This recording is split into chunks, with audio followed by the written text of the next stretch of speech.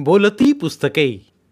ज्यांना वाचनाचा नाद त्यांना बोलती पुस्तके घाली साद. आमचं चॅनल सबस्क्राईब करा आणि सबस्क्राईब करायला इतरांनाही सांगा. नमस्कार श्रोते मित्र हो, बोलती पुस्तके सादर करीत आहे लेखक वासुदेव पाटील लिखित कादंबरी परतीच्या सरी, प्रकरण 8. उन्हाळा सुरू झाला आणि इलेक्शन जवळ आलं. सरपंच पदाच्या आरक्षणाची सोडत निघाली. ओबीसी महिला, बस इथेच आणखी चुरस वाढली. दावेदार धर्मा अभिनयच्या पत्नी आणि दगाजीराव मगरेच्या पत्नी, सर्वांच्या इब्रतीचा प्रश्न. माणूस पडला त्याचं एवढं वाईट नाही, पण स्त्री हरणं म्हणजे घराच्या इब्रतीचा प्रश्न. रमाकांत आबाने आपली भाऊजाई पडू द्यायचीच नाही म्हणून खालच्या गावात तर मोर्चे बांधणी केलीच, पण वरच्या गावात सोनवणे पट्टीतल्या मोर्चे बांधणीलाही सुरुवात केली. मीराबाई व बाजीच्या रूपाने मगरे कंपनीला वरच्या घरातले आपले 6 सदस्य पक्के निघतील हा डोळे झाकून विश्वास होताच, पण सोनवणे पट्टीतला सदस्य ज्यावर सरपंच पद अवलंबून होतं त्याबाबत मार्ग दिसत नव्हता. आपणास मिरेनं जो प्रस्ताव दिला होता तो आपण स्वीकारला असता तर आता परिस्थिती वेगळीच असती. श्रीकांत मुंबईहून आला. श्रीकांत, सारं गणित बिघडलंय. दगाजीराव, दादासाहेब, बाजीचं तिकडं जाणं म्हणजे सोनवणे पट्टीतला आपला उमेदवार पडणं हे मला दिसतंय, पण त्या मूर्ख बाजीस मी मंत्रालयात नोकरीच लावतो हेही बोललो तरी तो ऐकायला तयार नाही. आता मला समजलं ते तर आणखीच वेगळं आहे. काय? चिंतेनं दगाजीराव विचारते झाले. सोनवणे पट्टीच्या वार्डात अभिनय कंपनीचा एक उमेदवार तर उभा करणार आहेत व सोबत मीराबाईला ते अपक्ष उभं करतायत. होय, मी पण ऐकलंय ते. मुत्सद्दी मिरेच्या मागण्या वाढत चालल्यात. तीही सरपंच पदाचे दावेदार होऊ पाहते.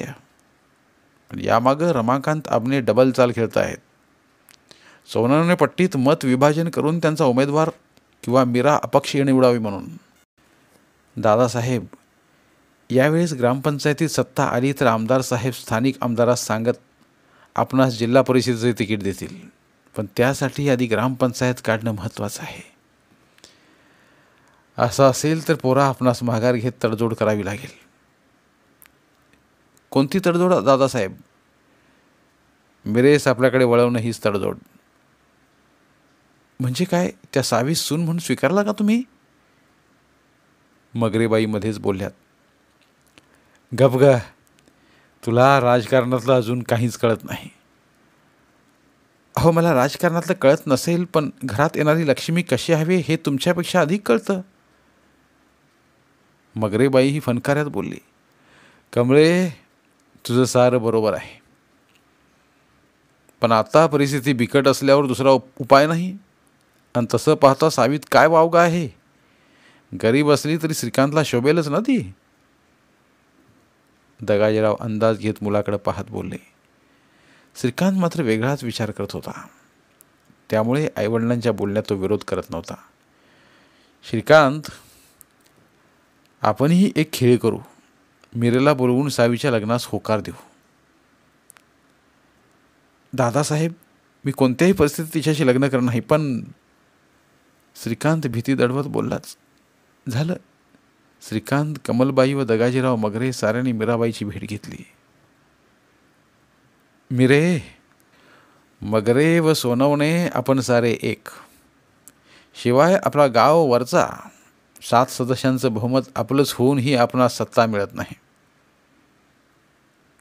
दादासाहेब, चुकतं कुठं मग? मीरा शांतपणे म्हणाली. तीच चूक दुरुस्त करायची आहे मला. कशी? तू अपक्षच उभी राहा. तुला आम्ही सपोर्ट करत निवडून आणू. निवडल्यावर तू आम्हाच पाठिंबा दे. बदल्यात सावीला सून म्हणून स्वीकारतो आम्ही. दादासाहेब, आता उपयोग नाही. तिकडं मी शब्द दिला आहे, ते शब्दाला जागलेत तसं मलाही जागलं पाहिजे. मिरे, राजकारण आहे हे. राजकारणात काहीच वावडं नसतं. आजचा शत्रू उद्याचा मित्र होतो. शिवाय बाजी आधी आमच्याकडे होतीच ना. जसा तिकडे गेला तसा परत येऊ शकतोस.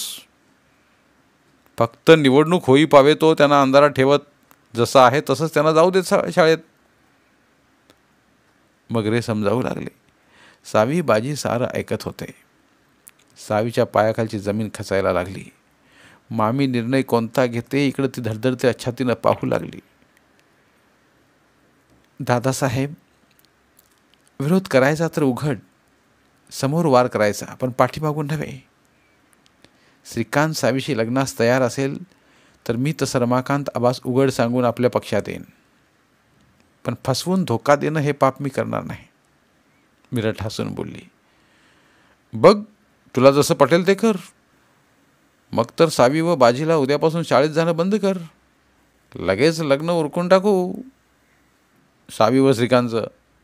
मगरे बोलले व मामीनं संमती दर्शवली. मीराबाईनं उघड बंड करत रमाकांत आबास तशी कल्पना देत पक्ष बदलला. आभने कंपनी बिथरली. त्यांना मीराबाई व बाजीचा हा निर्णय चांगला झोंबला. त्यांनी सोनवणे पट्टीतला दुसरा तगडा उमेदवार शोधायला सुरुवात केली.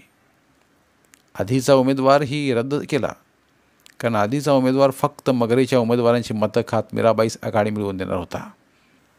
आता टक्कर देणारा हवा होता. उमेदवार मिळणं शक्यच नव्हतं. ही ताकद मीराबाईत होती. सावी घाबरली. ती मामीला विरोध करू शकत नव्हती. आता एकच पर्याय उरला की कसंही करून रघु चव्हाण त्याच्या घरच्यांना घेऊन इथं मागणी घालायला यायला हवा. तसं झालं तर आपण बाजी, अवनी, किरण, तृप्ती यांच्या मतीनं मामीचं मन वळवू शकू. अर्ज भरले गेले. मीराबाईला शंका आली. दगाजी मगरे निवडणूक झाल्यानंतर सरपंच होत शब्दाला पालटला तर? त्यापेक्षा सरपंच व्हायच्या आधीच आपण सावी व श्रीकांतचं लग्न उरकायला सांगू. बाजीलाही हे पटलं. दादासाहेब, श्रीकांत व सावीच्या लग्नाची तारीख आधी काढूयात, मीराबाई भेटत म्हणाली. मगरे चमकला. कमलबाई घरात संतापली. मिरे, शब्द दिलाय ना. मग आता प्रचार महत्त्वाचा आहे. प्रचारात लग्न कसं शक्य आहे ते तर मलाही समजतंय, पण निदान साखरपुडा तर ठरवा. निकाल लागताच लग्न. मीराबाई सावध होत बोललीच. चल ठीक आहे, पाहतो मी, दगाजीराव बोलले. मीराबाई उठली. श्रीकांत, मीरा ऐकणार नाही. काहीतरी करावं लागेल. श्रीकांत काहीच बोलला नाही. घरात घडणाऱ्या घटना सावीस अस्वस्थ करू लागल्या. ती अवनीच्या पत्राची वाट पाहू लागली. एकदाचं अवनीचं पत्र आलं. सावीनं पत्र वाचलं. ठरल्याप्रमाणे जुळून येत होतं. बाजी, मीराबाई हे प्रचारात गुंतले. मगरेंनी साखरपुड्याची तारीख निवडणुकीनंतर काढली. निवडणूक अत्यंत चुरशीची झाली. रमाकांत आबा 8 दिवस गालनपुरातच तंबू ठोकून होते. गालनपूरचा कुठलाही माणूस, मग तो कुठल्याही कोपऱ्यात असो, शोधून शोधून भाडं खर्चत करत आणलं गेलं. मतदानाच्या दिवशी दोन्ही पार्टीत खडाजंगी दणादणी होऊ पाहत होती. मतदान संपलं. निकाल 1 दिवसाचा खाडा पाडून होता. बाजी व मीराबाईस आभणे कंपनी डोळे पुसून पाण्यात पाहू लागली. ऐन वेळेस धोका दिला म्हणून तसं मीराबाईनं रमाकांत आबास बयाजवर सांगितलंही. आबा, मला धोका द्यायचा असता तर अपक्ष उभं राहत मी अंधारात ठेवलं असतं तुम्हास, पण मी उघड बंड केलं. माझ्या मागण्या मगरेंनी मान्य केल्यावर मी वरच्या गावातील आमच्या माणसांना प्राधान्य दिलं, तेही तुम्हा सांगून उघडपणे. रमाकांत आबा काहीच बोलले नाहीत, पण मतदान संपलं आणि सावी अवनीस भेटण्याचं कारण देत असोद्याला निघाली. सावी, उद्या निकाल आहे, निकाल ऐकून जा मग, मामी म्हणाली. मामी, मी उद्या सायंकाळ पावे तो येऊनच जाईन. नाहीतरी तुमच्या राजकारणात मला अजिबात रस नाही हे माहिती आहे ना तुम्हाला, म्हणत सावी सकाळीच निघाली. दुपारच्या आत ती असोद्याला आली. किरण, तृप्ती व अवनी कोणीच नोकरीस लागलेलं नव्हतं, पण तृप्तीचं लग्न मात्र ठरलं होतं. सावीला पाहताच तिघांना आनंद झाला. सावीची नजर मात्र एकसारखी भिरभिरत होती. सावी, या अवनीनं सारं सांगितलंय आम्हाला. नंतर रघु व तुझ्याबाबत कॉलेजात लपवत होते तेव्हाच आम्हास कबुली दिली असतीस तर त्या रघुचा कान धरत जुळवून दिलं असतं. तृप्ती हसतच सावीला डिवचू लागली. सावी खाली मान घालत हसली, पण त्यात भीती जास्त होती. सावी, येतोय तो, यायचं कबूल केले त्यानं. अवनी तिचा हात धरत धीर देऊ लागली. सायंकाळी पावेतो तो आला. जवळपास 2 वर्षानंतर तो दिसत होता.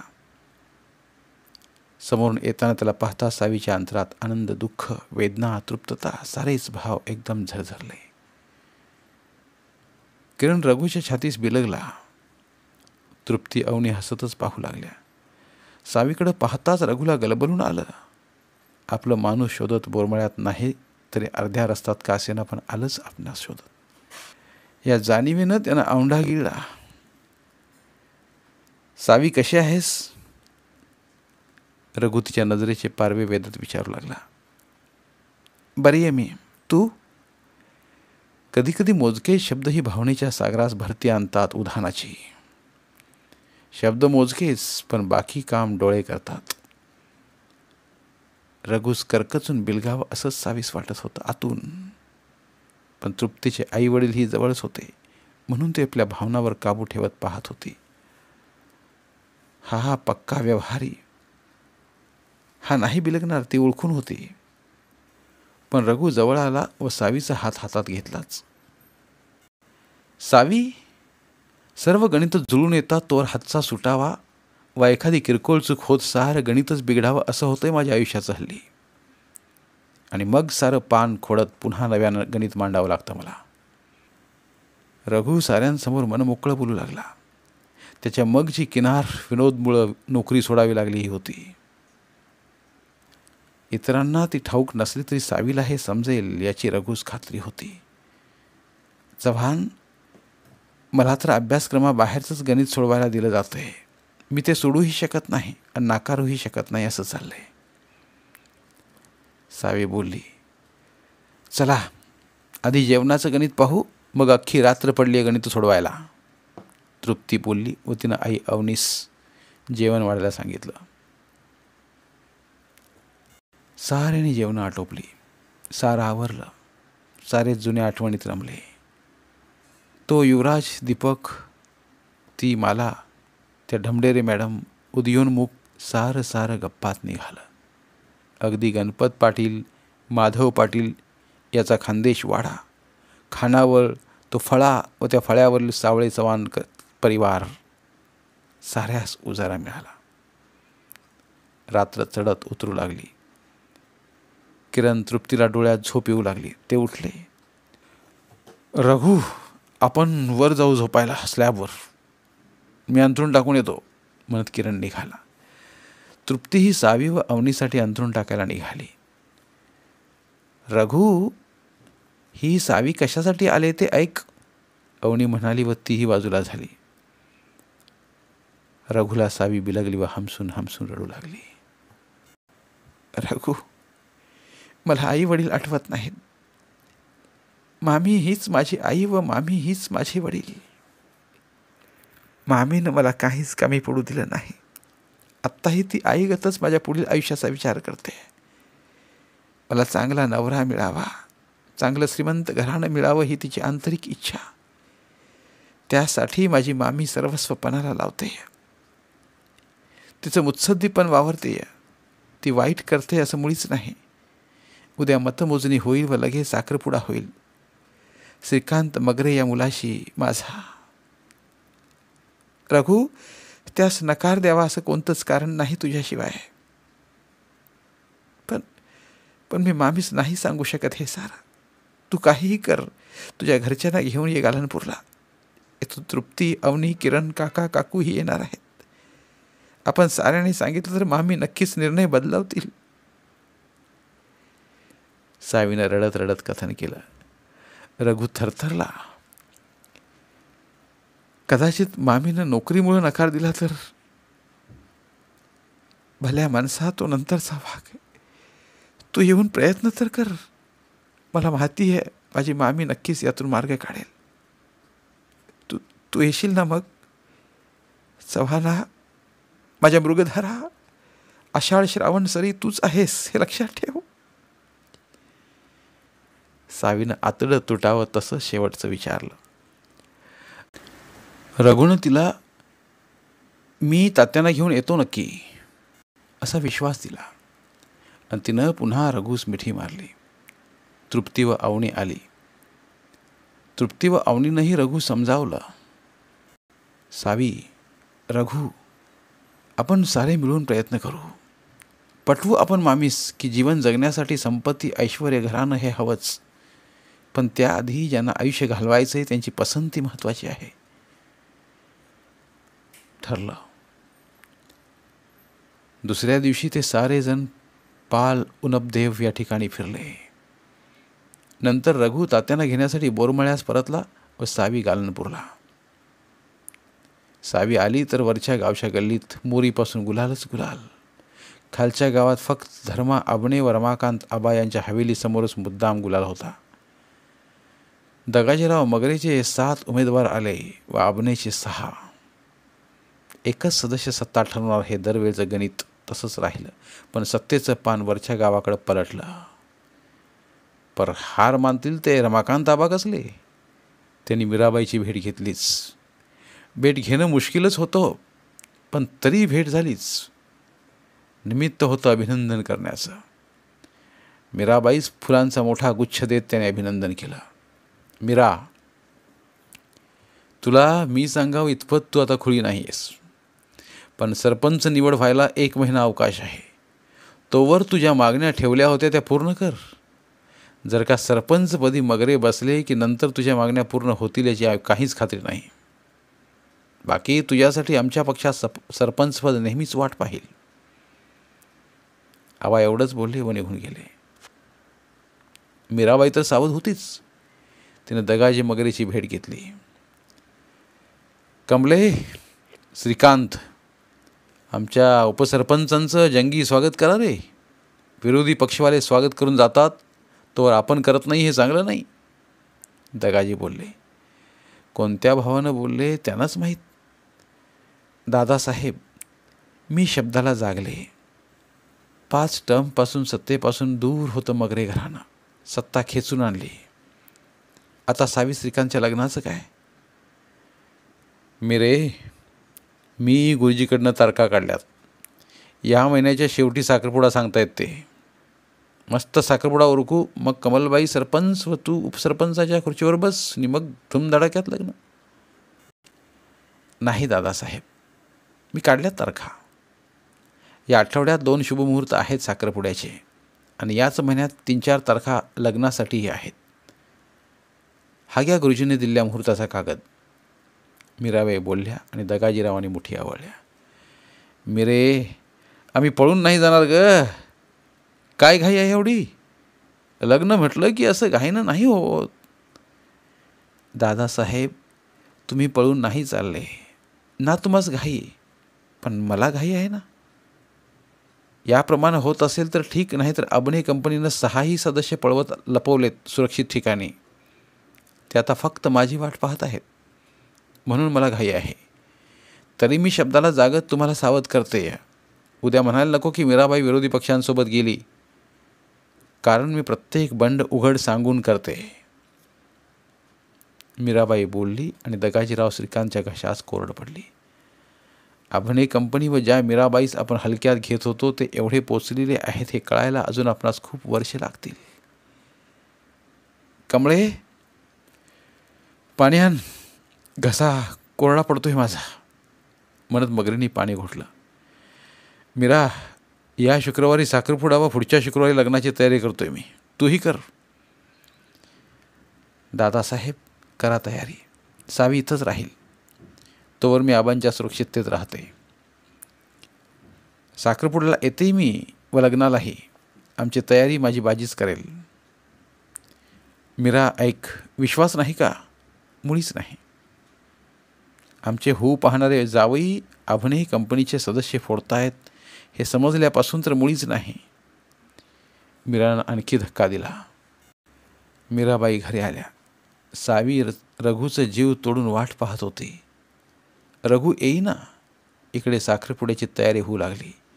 मीराबाई खरं तर सावीचं लग्न म्हटलं तर कुठेच जाणार नव्हती.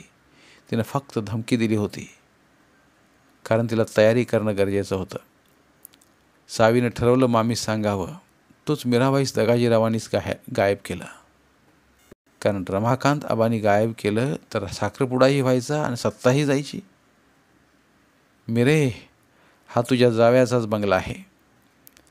7ही सदस्य निवांत राहा. साखरपुडा आपण इथंच करू. सावी व श्रीकांतचा तू निश्चिंत राहा.